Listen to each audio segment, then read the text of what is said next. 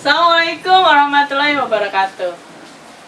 Hari ini diguyur hujan, cukup lebat, gitu ya. Tapi tidak menyurutkan saya untuk memberikan penerangan kepada Anda, pencerahan kepada Anda, bagaimana memahami pembelajaran matematika, ya. Oke, perkuliahan awal ini sudah tidak lagi membahas matematika ya. Kita sudah mempelajari tentang pengertian matematika, Anda sudah harus paham ya. Yang kedua, teori-teori lah ya tentang sejarah matematika. Kemudian tentang budaya matematika, filsafat matematika, logika, kognitif. Sekarang waktunya kita menginjak adalah belajar ya. Apa itu teori belajar? Kita akan belajar tentang teori-teori belajar. Sebenarnya mengajar anak itu hanya cuma dua, gitu ya. Terus jadi inti pokoknya cuma dua, yang lain-lainnya itu cuma teori pengembangan gitu. Misal apa? Dalam dulu sampai sekarang, dari mulai 1800 sampai 2020 ini, cuma ada dua ngajarin anak itu, yaitu behaviors dan konstruktif. Kalau behaviors adalah guru ikut campur dalam semua pembelajaran. Siswa itu hanya dicukupi ilmu, hanya menerima, diam, kalau ngandul kasih hukuman.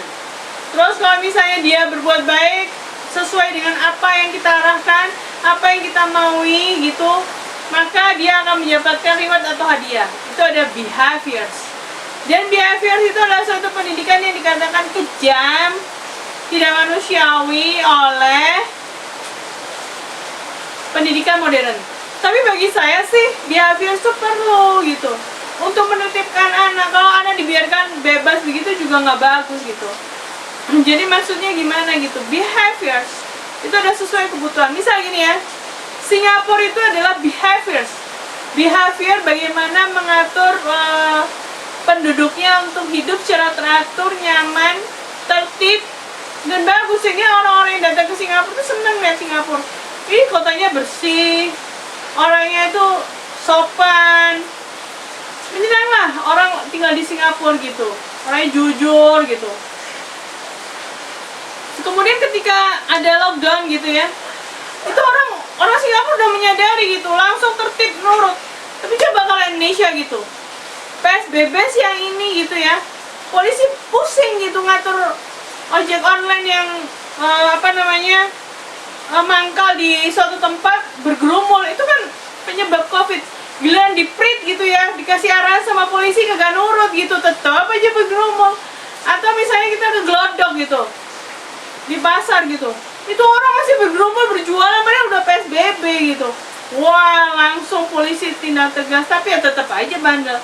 Berbeda dengan Singapura, Malaysia yang behaviors banget. Jadi pemerintah yang memperlakukan behavior gitu, melakukan denda. Sebentar lagi kalau masih rakyat yang ngeyel gitu ya, nggak mau diatur, bentar lagi akan ada sebuah penindakan gitu, sebuah hukuman gitu. Behavior itu adalah berarti tindakan behavior gitu. Untuk apa? Untuk keselamatan warganya, supaya COVID itu nggak berkembang pesat gitu. Nah, dalam pembelajaran pendidikan ini kita belajar dalam matematika juga ada dua gitu, behaviors dan konstruktif. Behaviors dibutuhkan ketika kita harus menitipkan kelas. Jadi sehebat apapun guru menggunakan strategi apapun, kalau kelasnya nggak tertib, kacau balau, tetap nggak bisa. Jadi behaviors lah yang menjadi kunci dalam ketertiban. Misal gitu ya, kalau seandainya anak sudah melakukan suatu tindakan, atau misalnya gini, anak bisa menggunting dengan bagus, maka dia akan mendapatkan bintang gitu. Tapi kalau misalnya ketika menggunting kemudian nakut-nakutin teman-temannya, mau digunting-gunting, ya ngeri lah ya gitu. Itu harus tindakan behaviors gitu. Kita ambil guntingnya, kita kasih tahu gitu. Tapi kalau misalnya anak itu tebandel aja, kita kasih kartu merah gitu, atau kartu kuning kemudian kartu merah gitu, dan berarti dia mendapatkan suatu hukuman karena dia udah menakut-nakutin temennya dengan gunting, udah diingetin tetap aja gitu. Behaviors berarti melakukan tindakan hukuman. Hukuman pun nggak boleh tangan, nggak boleh physically gitu. Suruh aja berdiri 1 menit lah ditembak, itu udah kamu banget anak usia dini gitu. Jadi Anda nggak usah pusing-pusing. Atau misalnya kegemaran dia adalah misalnya dia suka main di luar gitu, istirahat lah. Untuk behavior, karena dia nggak tertib dalam belajar, dia nggak boleh main di luar. Itu sudah merupakan penelitian, itu bukan hukuman gitu. Jadi itu loh gitu. Kalau konstruktivisme gini, nggak perlu dikasih reward, nggak perlu dikasih nggak perlu dikasih hadiah, nggak perlu kasih hukuman, tapi yang dibiarkan. Tapi ketika dia melakukan suatu tindakan, kita puji gitu, kamu hebat loh, kamu bagus loh gitu, ayo lagi tingkatkan. Itu adalah constructivism gitu. Misalnya anak gini, ya nilaiku kok dapet 50 ya gitu, giliran kita kasih 100 atau kita kasih tanda bintang 3, dia seneng gitu. Terus dia semangat belajar terus gitu, tertarik. Tapi ketika dia tidak melakukan apa yang kita mau, ketika kasih tanda bintang 1, dia sedih gitu. Nah, pelajaran merosot lah. Ketika kita pancing dia untuk kita kasih bintang gitu, kita puji dia, kamu bagus, itu konstruktivisme gitu. Konstruktivisme itu membiarkan anak untuk bereksplorasi sehingga otaknya ini jalan. Saya udah pernah terangkan di bab-bab sebelumnya gitu. Oke, kita akan belajar tentang teori-teori belajar yang cuma 2 tapi pengembangan. Oke ya, kita mulai lagi ya. Oke, B.F. Skinner. B.F. Skinner ini terkenal dengan percobaannya, yaitu Pavlov, yang terkenal dengan anjing ya. Gitu. Anjing itu misalnya jadi anjing itu dimasukkan ke sebuah ruangan. Kemudian ada kelintingan, ada lonceng, di mana dia ada jam-jam makan dan dia hafal gitu. Kalau misalnya lonceng itu dibunyikan, oh waktunya makan lah. Tanda-tanda dia itu mulai merasa lapar adalah air liurnya keluar gitu. Itu adalah percobaan dari B.F. Skinner gitu. A few minutes later. Oke, tadi belajar menurut B.F. Skinner. Tadi sudah saya terangkan ya, B.F. Skinner adalah tokoh dari behavioristik yang percobaannya, kalau nggak salah Pavlov juga ini ya, grupnya Pavlov yang percobaannya adalah anjing. Jadi masukkan sebuah ruangan, kemudian dikasih bel makan gitu. Atau misalnya yang behavior itu ada seperti lumba-lumba di Ancol gitu ya. Terus dia melakukan suatu tindakan, kalau dia bisa melewati lingkaran rotan, kemudian dia lompat di situ, kemudian dikasih ikan. Nah, itu behavior gitu ya. Terus kalau misalnya dia nggak nurut ya dipecut gitu. Itu model-model juga pembelajaran di sirkus gitu. Jadi orang-orang sirkus tuh kalau misalnya nggak bisa sesuatu dipukul gitu aja. Lebih kejam. Orang tuh ngeliatnya di situ gitu behavior. Padahal ya sebenarnya penting juga behavior gitu dalam dunia pendidikan gitu. Terus kemudian kita akan mengejar aliran belajar menurut Piaget, developmental. Jadi kita ini kalau ngajarin anak sesuai dengan tugas perkembangan, jangan melebihi umur gitu. Jadi kalau Anda bikin skripsi, itu apapun penelitiannya harus disesuaikan dengan umur, karena mengandung aliran behavior, yaitu developmental gitu. Jadi Anda nggak boleh, misalnya misalnya gini, yang sekarang lagi marah-marahnya adalah Anda mengajarkan di kelas TKB yaitu Calistung. Anda langsung mengajarkan dia berhitung, Anda kenalkan 1, 2, 3, 4, 5, kemudian sama dengan, tambah, kurang, kali. Wah, itu udah nggak bisa deh. Berarti Anda nggak ngikutin perkembangan, tugas perkembangan dari anak. Anda udah melampaui ya, itu bikin anak stres gitu. Jadi kelihatan begonya gitu. Yang bego Anda, gurunya atau siswanya? Ya Anda lah, gurunya lah gitu. Karena Anda melampaui tugas pikirannya anak, kemampuan kapasitas Anda yang Anda paksakan untuk over berpikir gitu. Ini motivasi belajar non-behavioristik ya. Tadi sudah saya terangkan ya, yang contoh-contohnya yaitu Anak akan semangat belajar karena adanya penghargaan berupa pujian hadiah. Apabila Anda melakukan kesalahan pada proses belajar, maka diberikan ganjaran atau hukuman agar menyadari kesalahannya, tidak melakukannya lagi gitu. Terus motivasi belajar menurut developmental. Anak akan semangat belajar apabila merasa memiliki kemampuan, memiliki sesuatu diinginkan guru sesuai dengan ilmu yang dipelajari. Itu tadi, kalau dia bisa menguasai berhitung gitu, dia akan semangat gitu, dan kita kasih kekuatan nggak bisa terus, dia nggak bisa berhitung terus, jatuh terus, dia tuh bakal males, nggak mau lagi gitu, ngambek. Itu Anda harus memberikan semangat gitu di teori developmental gitu. Jadi anak itu akan cerdas, dia akan terus mau berkembang apabila dia bisa melakukan sesuatu. Makanya guru itu kalau ada anaknya nggak bisa itu harus dibantu. Kalau misalnya anak itu di dalam tugas perkembangan itu ada yang kurang atau gagal, Anda harus remet gitu. Jadi anak itu harus dibimbing untuk diulang lagi sampai bisa gitu. Sebatas mana? Ya sebatas angka 7 lah, cukup lah gitu ya. Oke.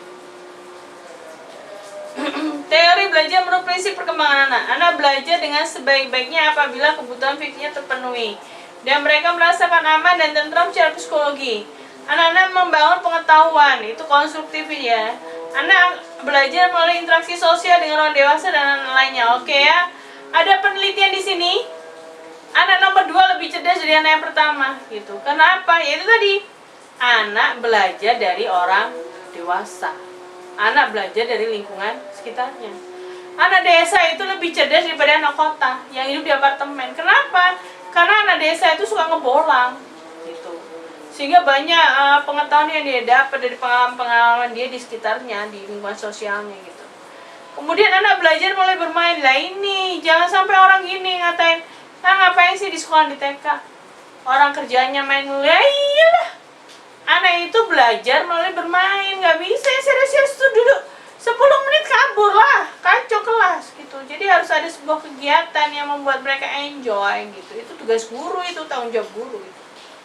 Minat anak dan keinginan anak memotivasi belajarnya. Iya, jadi kalau Anda punya media, itu nggak boleh diperlihatkan dulu sebelum pengajaran itu tiba. Jadi merupakan rahasia, surprise gitu. Jadi Anda nggak boleh memperlihatkan anak-anak kita nanti belajarnya udah nggak tertarik lagi. Jadi ketika mengajar baru media itu diperlihatkan gitu.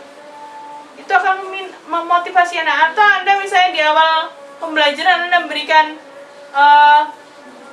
kata pembuka yang anak-anak, siapa yang pernah belajar tentang siapa yang suka air, main air gitu. Sebu gitulah. Terus kemudian anak akan belajar. Hari ini kita akan belajar tentang bagaimana sih sifatnya air. Kita akan belajar tentang itu gitu dengan benda-benda yang menarik sekali. Itu sangat menarik sekali anak. Atau misalnya gini, anak-anak minggu depan kalian masuk ya, semangat ya. Kita akan belajar tentang kartun-kartun kesukaan Ipin Upin, Superman, kemudian Spiderman. Itu menarik anak untuk berminat anak untuk memotivasi belajarnya. Terus perkembangan dan belajar manusia bercirikan individual. Iya, bahwa setiap anak itu berbeda, nggak boleh disamain antara anak satu dengan anak lainnya, itu nggak boleh disamain, itu harus berbeda gitu ya.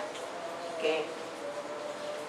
Siklus gerakan belajar manusia: menyadari, eksplorasi, inquiry, menemukan, memanfaatkan. Iya. Jadi dia menyadari, misal gini ya. Ini siklus dalam belajar manusia ya. Tiba-tiba di Wuhan ada misalnya virus corona. Kemudian tak sengaja gitu, atau sengaja atau tak sengaja itu sampai ke Indonesia. Dia menyadari lah, banyak orang-orang tetangga aku kena virus corona. Dia mengeksplorasi apa sih virus corona itu gitu. Apa sih sebenarnya gitu. Melalui YouTube, melalui Facebook yang dikirim share oleh teman-temannya, melalui apa gitu. Kemudian dia akan menemukan gitu, apa sih kelebihan dan kelemahannya. Kemudian dia menemukan bagaimana cara menghindari virus corona itu, dan kemudian dia memanfaatkan segala kemampuannya untuk memproteksi diri melawan virus corona. Entah itu pakai masker, pakai sarung tangan, jadi semakin cerdas gitu menghadapi virus ya. Terus kemudian dia bisa menemukan bisa menemukan obat atau vaksin gitu, vaksin corona, sehingga orang nggak mudah terserang lagi gitu. Itulah gerakan siklus belajar manusia. Ini sudah ya, memanfaatkan, sudah ya, sudah seterang menyadari, eksplorasi, tentang objek parameter belajar, objek orang, konsep, kemudian menggali komponen, atribut, kejadian, objek orang, terus menemukan, merupakan proses pengembangan, dasar umum di antara kejadian objek atau konsep, memanfaatkan merupakan tingkat fungsional belajar, objek atau konsep. Ya. Siklus gerakan belajar pengurangan pada belajar. Nih ya, jadi guru ini harus paham nih ya siklusnya gitu.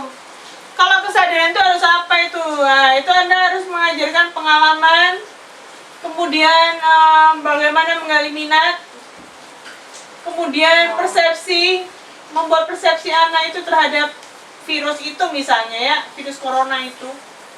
Terus menemukan komponen-komponen apa di dalam virus itu. Kemudian dia membangun pengertian sendiri, kemudian dia mendapatkan aturan sendiri, menciptakan pengertian sendiri. Pengertian sendiri gini, misalnya kalau aku nggak belajar, berarti aku nggak bisa ngerjain soal gitu. Kalau aku nggak belajar, berarti aku termasuk anak yang nanti nggak bisa ujian gitu. Itu pengertian sendiri, sehingga aku harus belajar. Apa ya, liputan eksplorasi itu mengamati, mencari materi, mengumpulkan informasi, menemukan dan mewakili gitu. Oke.